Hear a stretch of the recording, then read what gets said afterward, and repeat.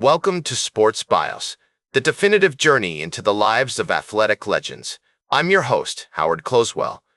Today, we're going to delve into the extraordinary life of Herb Brooks, a name that resonates deeply within the realm of ice hockey and beyond.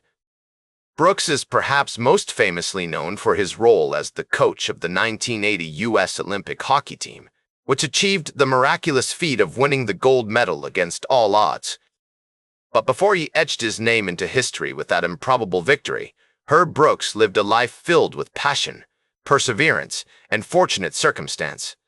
Born on August 5, 1937, in Minneapolis, Minnesota, Herb Brooks grew up in a family that valued hard work, dedication, and community. His parents, George and Frances Brooks, instilled in him the importance of education, athletics, and personal responsibility. The Brooks family resided in the Longfellow neighborhood of Minneapolis, where young Herb spent countless hours playing hockey on the frozen ponds of Lake Calhoun and Lake Harriet. These early experiences not only shaped his love for the sport, but also taught him valuable lessons about teamwork, discipline, and resilience. As a child, Herb Brooks was fascinated by the stories of his father, George, who had played hockey in his youth. George's passion for the game rubbed off on Herb, and he began playing organized hockey at the age of 6. Under the guidance of local coaches, Herb honed his skills, developed his physical strength, and learned the intricacies of the game. His family's strong Scandinavian heritage and conservative values also influenced his approach to sports, emphasizing the importance of hard work, humility, and respect for others. Herb Brooks's education played a significant role in shaping his character and future path. He attended Johnson High School in St. Paul, Minnesota, where he excelled academically and athletically. As a member of the school's hockey team, Herb helped lead the Governors to several conference championships, earning himself a reputation as a talented and determined player. His experiences as a high school athlete taught him valuable lessons about leadership, communication, and strategy, skills that would serve him well in his future coaching career. The historical context of Herb Brooks's early years was marked by significant social and cultural changes. The 1950s and 1960s were a time of great transformation in the United States, with the civil rights movement gaining momentum and social norms beginning to shift. In Minnesota, the Scandinavian heritage and conservative values of the community influenced the way people lived, worked, and interacted with one another. Herb's upbringing in this environment would later shape his coaching philosophy, emphasizing the importance of teamwork, discipline, and respect for others. His time at the University of Minnesota, where he played hockey under coach John Mariucci, further honed his skills and deepened his understanding of the game. The university years were formative, not just in terms of his hockey development, but also in shaping his worldview and approach to the sport. It was during this time that Brooks started to think critically about team dynamics, player motivation, and innovative strategies that could give his teams a competitive edge. His experiences as a player, both at the collegiate and international levels, would later inform his coaching philosophy and approach to building successful teams.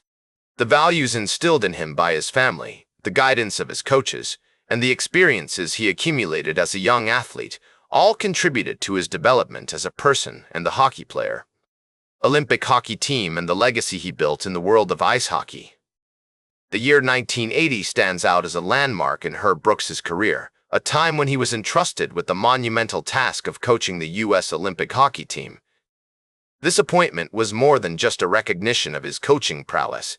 It was a challenge that would test his strategic acumen, his ability to motivate, and his capacity to inspire a group of young athletes to achieve the seemingly impossible. Brooks's selection as the head coach was a result of his impressive track record, including his stint as the coach of the University of Minnesota's hockey team. However, what made this appointment particularly noteworthy was the context in which it occurred. The Cold War was at its peak, and the Soviet Union, with its formidable hockey team, had dominated international competitions for decades. The U.S. team, on the other hand, was a mix of collegiate and amateur players, lacking the professional experience and cohesion of their Soviet counterparts. Undeterred by these odds, Brooks embarked on a mission to build a team that could compete against the best in the world. He implemented a rigorous training regimen, emphasizing speed, agility, and endurance. More importantly, he focused on building a cohesive unit where each player understood their role and was committed to the team's overall strategy. This approach was reflective of Brooks's own experiences as a player and coach, where teamwork, discipline, and innovation were paramount. The 1980 Winter Olympics, held in Lake Placid, New York, would become the stage for one of the most historic upsets in sports history. The U.S. team, led by Brooks, faced off against the Soviet Union in a match that would later be dubbed the Miracle on Ice. Despite being heavy underdogs, the U.S. team displayed a level of determination and resilience that caught the Soviets off guard. The final score, 4-3 in favor of the United States, sent shockwaves around the world and catapulted Brooks and his team into the annals of American sports folklore. Players like Mike Eruzione, Jim Craig, and Steve Kristoff became household names, symbolizing the underdog story that captivated the nation. The Miracle on Ice was more than just a sporting event. It was a moment of national pride, a beacon of hope during a time of political tension and economic uncertainty. Following the Olympic triumph, Brooks continued to make significant contributions to ice hockey, both as a coach and an ambassador for the sport. He went on to coach in the National Hockey League, NHL, and was involved in various international competitions, always pushing the boundaries of what was possible through innovative strategies and player development programs. He inspired a generation of athletes, coaches, and fans with his vision, his perseverance, and his unwavering commitment to excellence. The legacy of the 1980 U.S. Olympic hockey team serves as a powerful reminder of what can be achieved when individuals come together, driven by a common purpose and an unrelenting passion for their craft. As we move forward in our narrative, we honor not just the achievements of Herb Brooks, but the enduring spirit of a true sports legend, whose influence continues to inspire new generations of athletes and fans alike. Following the Olympic triumph, Brooks's reputation as a coaching genius spread far and wide. He was soon approached by the National Hockey League, NHL, with offers to coach at the professional level. In 1981, Brooks accepted a position as the head coach of the New York Rangers, marking his entry into the NHL. This transition was not without its challenges, as Brooks had to adapt his coaching style to the faster-paced and more physically demanding nature of professional hockey. Despite these challenges, Brooks's tenure with the Rangers was marked by significant improvements in the team's performance. He brought with him the same emphasis on speed, agility, and teamwork that had defined his approach with the Olympic team. However, the NHL presented a different landscape, with longer seasons, more games, and players who were not only incredibly skilled, but also accustomed to playing at the highest level. Brooks's ability to adapt and innovate earned him respect among his peers and players alike. In addition to his work in the NHL, Brooks remained deeply involved in international hockey. He coached in several international competitions, including the Canada Cup, where he had the opportunity to face off against the best teams from around the world. These experiences not only honed his coaching skills, but also gave him a broader perspective on the game, allowing him to learn from other coaches and players. Brooks's impact on hockey extends far beyond his coaching achievements.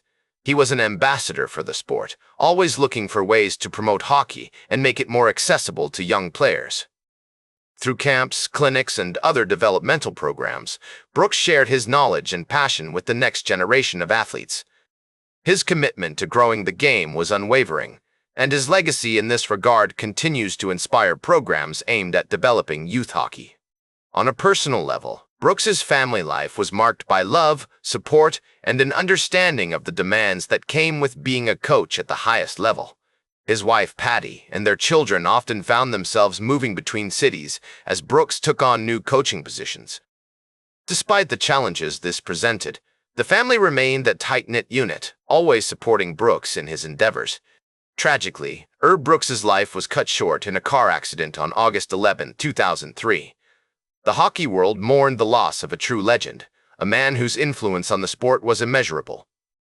Today, Brooks is remembered not just for his coaching prowess, but for the values he instilled in his players: hard work, teamwork, and an unwavering dedication to excellence.